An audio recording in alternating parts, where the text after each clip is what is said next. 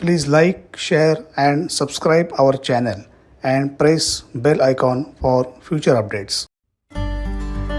Lay's वॉल हे practical सर्वसाधारणपणे 5 दिवसामध्ये पूर्ण होते. त्यातल्या पहिल्या दिवशी सर्व प्रशिक्षणार्थींना लेज वॉल समोर एकत्रित केले जाते. त्या लेज वॉलवरती कुठल्या प्रकारची प्रॅक्टिकल्स केली जाणार आहेत, त्याला कुठली टूल्स, इक्विपमेंट्स आणि मटेरियल लागणार आहे, हे सर्व ट्रेनर त्या गटाला व्यवस्थित समजून सांगतो आणि त्यानुसार विद्यार्थी हे आपापल्या गटानुसार एकत्रित चर्चा करतात आणि पुढची कारवाई सुरू करतात.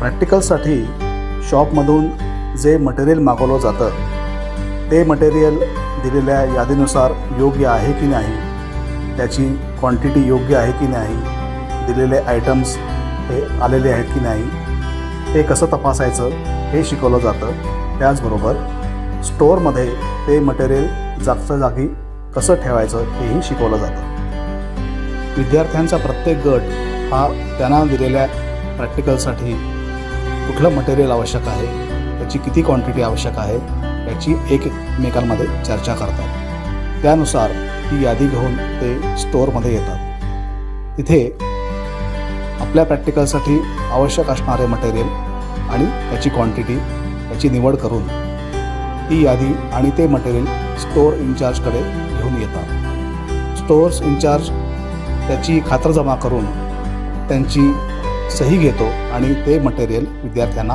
इश्यू करतो.